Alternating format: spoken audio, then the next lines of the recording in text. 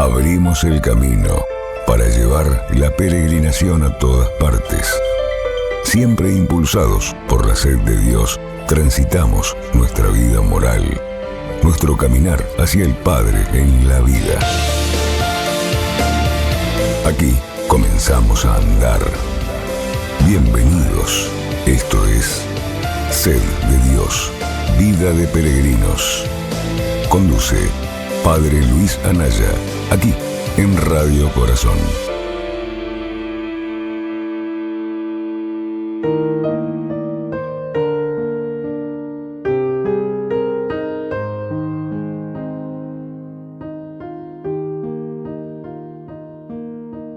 Dios, yo tengo sed de ti, tengo sed del Dios vivo.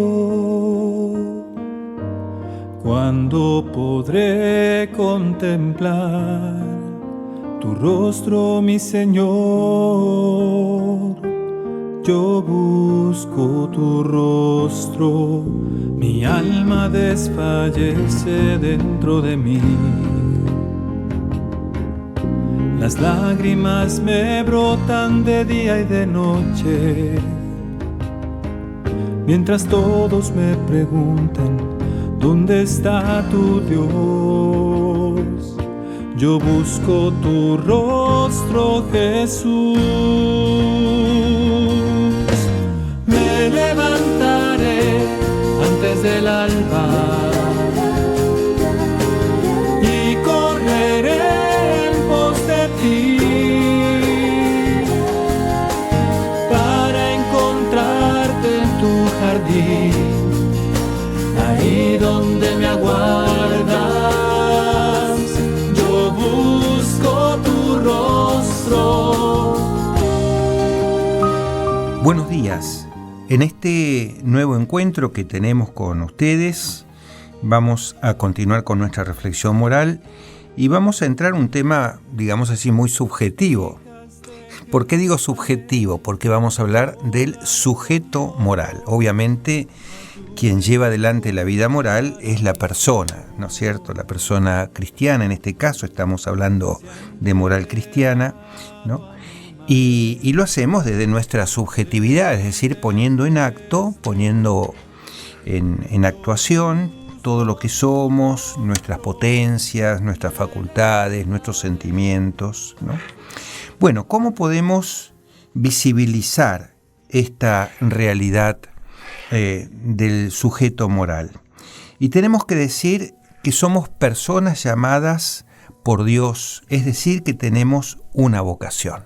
Ese es un texto clave, ¿no?, que tenemos que tener presentes. Somos llamados, somos vocados. Nuestra vida es una vocación. Mi condición personal es una condición, una identidad de alguien que ha sido llamado por Dios, en este caso, ¿no es cierto? ¿No? Y por lo tanto, el punto de partida de nuestra vida moral es poder saber realmente quiénes somos, conocer, tomar conciencia de mi propia realidad, ¿no? ¿Y cuál podría ser una respuesta inmediata que emerge ciertamente de la palabra de Dios? Que hemos sido elegidos por Dios, ¿no? La palabra vocación de alguna manera hace referencia a esto. Soy llamado, es decir, Dios me ha elegido, me ha convocado, me ha hecho presente en la existencia. Y esto es lo que yo tengo que saber. ¿Qué texto podemos utilizar para poder tomar conciencia de esta condición llamada, elegida? Si vamos a la epístola a los Efesios en el capítulo 1, miramos los versículos 3 al 5. El texto comienza así, ustedes lo van a recordar inmediatamente. Bendito sea Dios, Padre de nuestro Señor Jesucristo, quien por medio de Cristo nos bendijo con toda clase de bendiciones espirituales del cielo. Por Él, antes de la creación del mundo, prestemos atención, nos eligió para que por el amor fuéramos consagrados e irreprochables en su presencia. Y tomamos el versículo 5 también, Él nos predestinó a ser sus hijos adoptivos por medio de Jesucristo conforme al beneplácito de su voluntad, ¿no? Entonces, en Él hemos sido elegidos. En Jesucristo hemos sido elegidos desde siempre por el Padre Dios. Bueno, esto tiene que hacerse para nuestra vida moral profundo en nuestra interioridad, ¿no? Lo tengo que saber con conciencia clara, con absoluta certeza. Soy llamado, y por lo tanto, si soy llamado porque he sido elegido en el amor de Dios, en Jesucristo, para la vida moral, la primera actitud debería ser esta de escuchar, ¿no? Abrir mis oídos, conocer la palabra, saber que soy llamado y de qué manera soy llamado, para qué soy llamado. Una vez que yo puedo tomar conciencia de esta llamada, de esta elección eterna de parte de Dios, bueno, sé qué es lo que debo responder, ¿no? Entonces miren qué hermoso que es esto, qué lindo, ¿no? Cómo nos hace realmente vivir nuestra vida de hijos de Dios. Si nuestra existencia es una existencia que parte de la elección de Dios, nuestra vocación se desarrolla en el diálogo, ¿no? El saber escuchar y el saber responder, ¿no? Por lo cual también cae como una conclusión inmediata, la oración va a ser determinante en la vida moral. Porque la oración es diálogo, ¿no es cierto? La oración es escucharlo a Dios para poder responderle a Dios y así generar un diálogo, un círculo virtuoso de amor entre el Padre y nosotros, hijos en el Hijo, ¿no? La oración es determinante por la vida moral. A través de la oración, a través de este diálogo, yo día a día, poco a poco, en la fe, voy saliendo de la oscuridad, voy tomando conciencia de quién soy y para qué estoy en la vida, cuál es la misión que el Señor me ha encomendado. Aquí podemos recordar también de un modo inmediato cómo San Pablo de alguna manera hace hincapié en esta verdad nuestra cuando dice que la fe llega a nosotros por el oído, ¿no? Por la escucha. Claro, nosotros, si somos llamados porque hemos sido elegidos por Dios, tenemos que escuchar.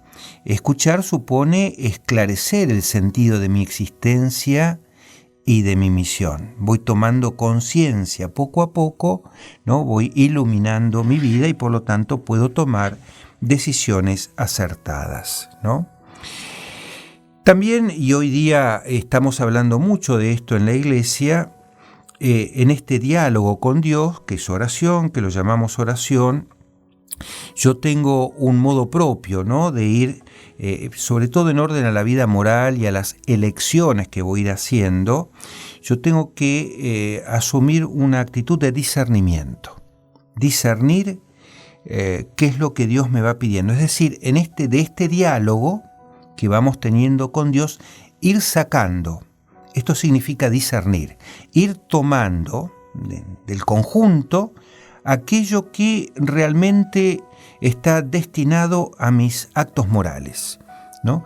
Es decir, qué es lo que yo debo hacer para ser consecuente, para ser coherente con ese diálogo con Dios, ¿no?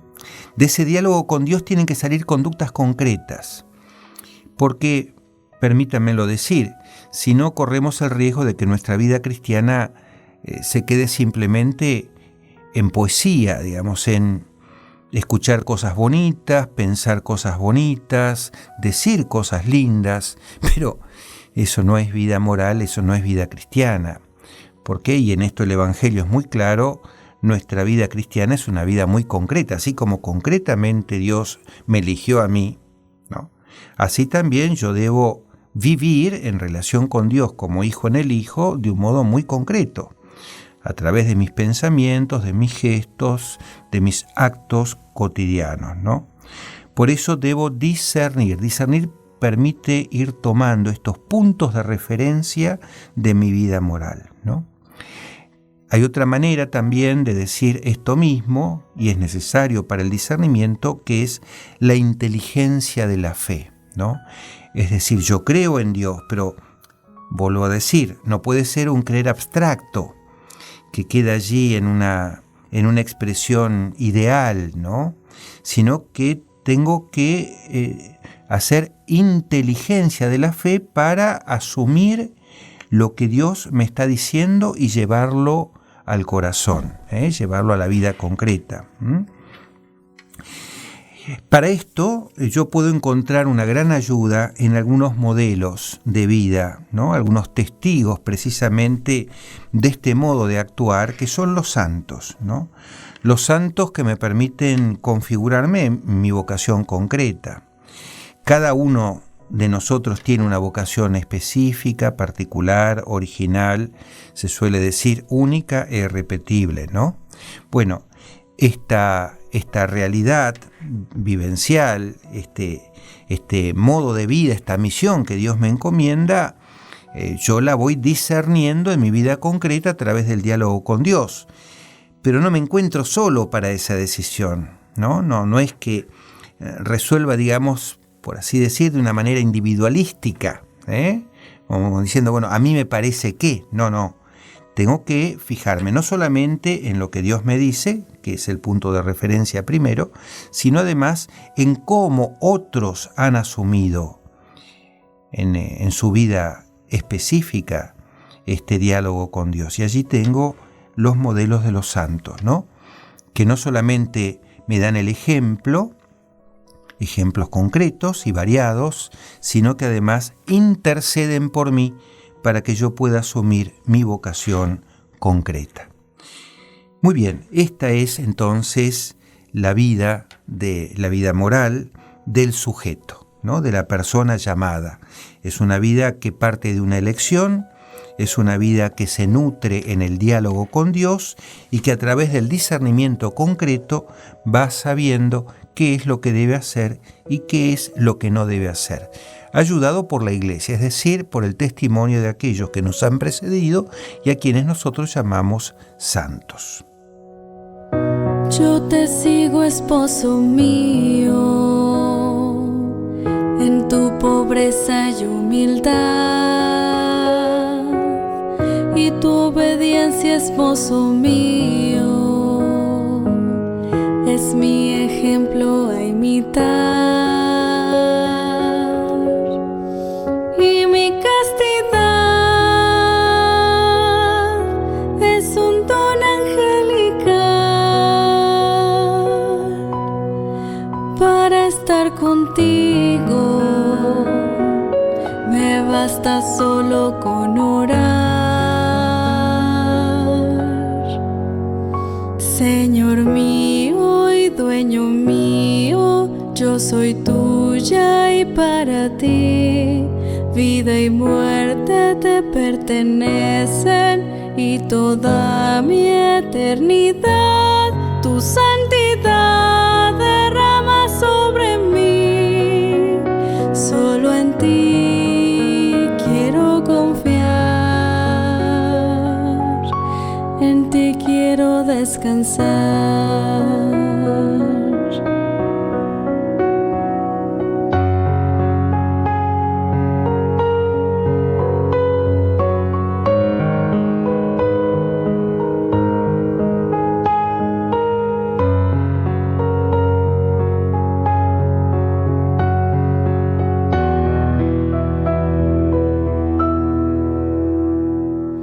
Esto es Ser de Dios, Vida de Peregrinos, con el Padre Luis Anaya. Somos sujetos morales. De esto estamos hablando. ¿Qué más podemos tomar de la palabra de Dios para precisar, ¿no?, nuestra condición de personas llamadas a una vida moral santa? Bueno, dice la Biblia que nosotros somos imagen de Dios por creación. Hemos sido creados a imagen y semejanza de Dios, y también nos dice el Nuevo Testamento que hemos resucitado con Cristo en su Pascua, actualizada, hecha concreta en el bautismo que hemos recibido, ¿no? ¿Qué podemos deducir de estas dos expresiones que nacen de la palabra de Dios. Bueno, que nosotros tenemos una enorme fortaleza, que es por la resurrección. En esta vida nueva que hemos recibido a partir del bautismo, tenemos la presencia del Espíritu Santo. Y esto nos da una fortaleza única, ¿no? Hemos sido configurados a Cristo, somos hijos del Padre, participamos realmente de la naturaleza de Dios, ¿no? Por lo tanto, tenemos la capacidad de vivir con santidad, ¿no? De poder llevar adelante una vida moral, como dice el texto de San Pablo a los Efesios, una vida moral santa e irreprochable, ¿no? Pero también tenemos una fragilidad. No hay que desconocer esta dimensión de nuestra persona. Somos frágiles por nuestra creaturalidad, es decir, tenemos una inclinación hacia el pecado dada por la concupiscencia, consecuencia del pecado original. Recordamos rápidamente, es una afirmación, un dato de la teología dogmática, que nosotros por el bautismo hemos sido perdonados de nuestros pecados, ¿no? Es decir, realmente hemos recuperado la condición original, pero ha quedado en nosotros esa cierta inclinación al mal, ¿no? Fruto de esa herida, que quedó en nuestro interior, ¿no? Bueno, en esta condición de frágiles y fuertes, de ser personas capaces, pero al mismo tiempo con cierta inclinación hacia el mal, nosotros vivimos nuestra vida cotidiana. Todo esto, como ustedes pueden pensar, nos constituye en personas que viven en el misterio. Somos personas que constituimos un misterio de fortaleza y de debilidad, de luces y de sombras, ¿no? En la cual vamos viviendo nuestra cotidianidad. Y aquí hay un texto muy importante del Concilio Vaticano II, en Gaudium et Spes, en el número 22, que nos dicen que el misterio del hombre, eso somos, se ilumina y se entiende a la luz del misterio del Verbo encarnado, es decir, de Jesucristo. Así que siempre ponemos nuestra mirada en Cristo para poder ver en nosotros cuál es nuestra vocación, ¿no? Nuestra vocación que se traduce en una misión, sabiendo que Dios nos va a dar la fortaleza, la fuerza del Espíritu para hacer aquello que Él nos pide, aún en nuestra debilidad, que nunca va a faltar, que siempre va a estar presente, ¿no? Por eso, antes que poner nuestra mirada en nuestra fragilidad, que no desconocemos, ponemos nuestra mirada en lo que Dios nos está pidiendo y la fuerza que nos está dando para cumplir la misión. Somos fuertes porque imagen de Dios, configurados a Él en la Pascua, somos hijos del Padre, templos del Espíritu Santo, partícipes de la caridad de Dios que por el Espíritu Santo ha sido derramada en nosotros. Fíjense qué identidad tan hermosa la del hombre por gracia de Dios. Y también podemos decir, debemos decir que somos frágiles porque somos criaturas, somos contingentes, estamos condicionados por muchos factores que hacen a nuestra vida concreta, condicionamientos de personalidad, condicionamientos del medio ambiente, condicionamientos de formación, de historia personal, ¿no? Y que tenemos por la concupiscencia esta cierta inclinación al pecado. Esta es nuestra realidad. En esta realidad nosotros tratamos de vivir nuestra vida moral, poniendo el acento sobre todo en aquello que también la Escritura subraya insistentemente, que es confiar en Dios, ¿no? Confiar en Dios, porque hemos sido llamados para vivir consagrados e irreprochables en la presencia de Dios, que es amor. Solo confía, solo confía.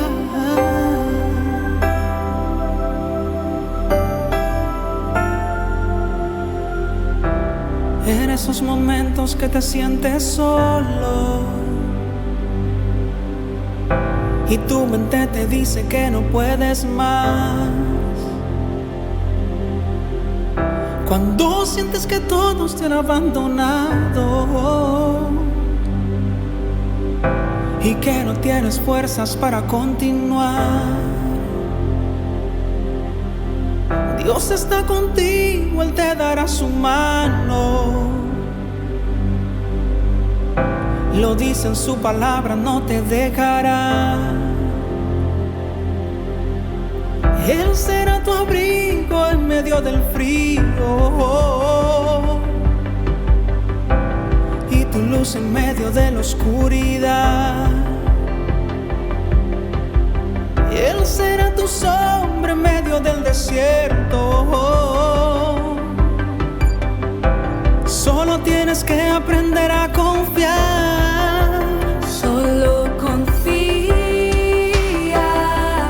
en Él. Solo confía en Él. Solo confía en Él. Él te sostendrá.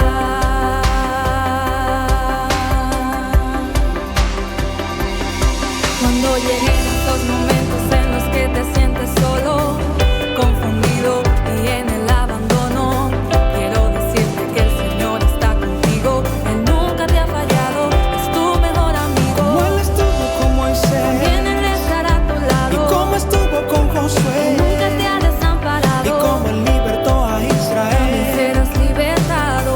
Solo confía que el Señor está a tu lado. Ahora levántate, No hay problema que se eche a un lado. ahora levántate, Él murió pero ha resucitado. ahora levántate.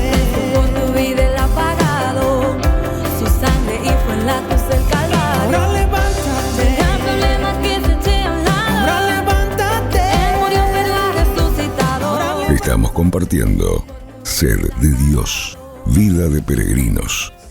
Concluyamos entonces esta reflexión acerca del sujeto moral, volviendo a poner nuestra mirada en el diseño de Dios, ¿no? Siempre nos entendemos, nos conocemos y asumimos nuestras capacidades a partir de la mirada que ponemos en Dios, ¿no? Él es el principio y el fin, Él es nuestra fuerza. ¿Y qué decimos poniendo nuestra mirada en Dios? Que hemos sido predestinados eternamente en Cristo para ser santos e irreprochables en el amor, ¿no? Por lo tanto, que nuestra vida moral se va a ir desarrollando a partir de una misteriosa pero real atracción que vamos a experimentar en nuestras personas. Básicamente esto se siente a nivel interior, que es una atracción hacia Cristo que es nuestra plenitud, ¿no? Jesucristo, resucitado, glorioso Señor de la creación, recapitula en Él todas las cosas para entregar a toda la creación y para entregarnos también a nosotros, como hijos en el Hijo, al Padre al final de los tiempos, ¿no? Y esta realidad de recapitulación se va concretando en el día a día y se traduce en la vida moral de cada uno de nosotros. Este es el dinamismo de nuestra cotidianeidad, de nuestra vida, ¿no? Sentir esa atracción que nos conduce hacia el Padre, en quien todo comienza y todo termina, ¿no? Este misterio de este dinamismo de atracción hacia el Padre tiene un nombre, ¿no? Que es el de la santidad. Nosotros en el bautismo, por la acción del Espíritu Santo, somos santos y estamos llamados a la santificación. Fíjense ustedes, ¿no? Qué curioso, les parece como una paradoja. Somos santos, lo somos, porque somos hijos en el Hijo, pero estamos llamados a la santificación. Es una santidad que tiene que alcanzar una plenitud. Estamos en camino, somos peregrinos. Quien conduce, realiza, ilumina, fortalece este caminar de santificación es claramente el Espíritu Santo. Con un agregado que es muy importante, que además nosotros caminamos hacia el Padre no solitariamente, sino que lo hacemos como miembros de un cuerpo, que es el cuerpo de Jesucristo, ¿no? Entonces estamos vinculados en el caminar a una familiaridad fraterna. No podemos caminar sin hacernos eco, digamos así, sin tener en cuenta, sin tomar conciencia de esta realidad de cuerpo que conformamos. Por lo tanto, siempre de un modo solidario, siempre de un modo comunitario, en comunión eclesial, para todos aquellos que hemos recibido por gracia el bautismo de Dios, ¿no? De modo tal que nos ayudamos mutuamente. En la actualidad estamos poniendo bien de relieve, y es muy bueno que así lo hagamos, que nuestra vida es una vida fraterna. Porque claramente, ¿no? Si somos hijos del Padre, somos hermanos entre nosotros. Otra manera de decir esto es que formamos parte de un solo cuerpo, ¿sí? Entonces caminamos hacia el Padre como cuerpo. Y cuando hablamos de la virtud de la esperanza, siempre se pone mucho cuidado en subrayar esta dimensión del caminar hacia la casa del Padre. No es un caminar solitario, es imposible. La esperanza se da en la iglesia, la esperanza se da en el cuerpo, la esperanza se da en este caminar en familiaridad fraterna, como familia de hijos del Padre y hermanos entre nosotros. Por lo tanto, atraídos por Cristo, llamados a la santidad plena, caminando en la comunión de una sola familia por la acción del Espíritu Santo. Esta es nuestra vida moral, este es el modo propio que el sujeto moral, el sujeto de la vida cristiana, va hacia la casa del Padre. Si Dios quiere, nos encontramos próximamente. Me levantaré antes del alba y correré en pos de ti para encontrarte en tu jardín, allí donde me aguardas. Yo busco tu rostro, me levantaré antes del alba y correré en pos de ti para encontrarte en tu jardín, ahí donde me aguardas.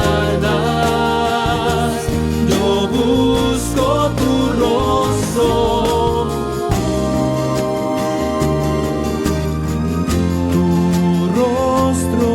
Jesús.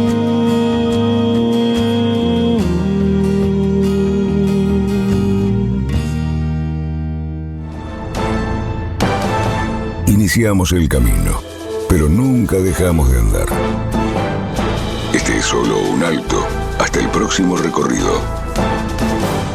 Así termina Sed de Dios, vida de peregrinos.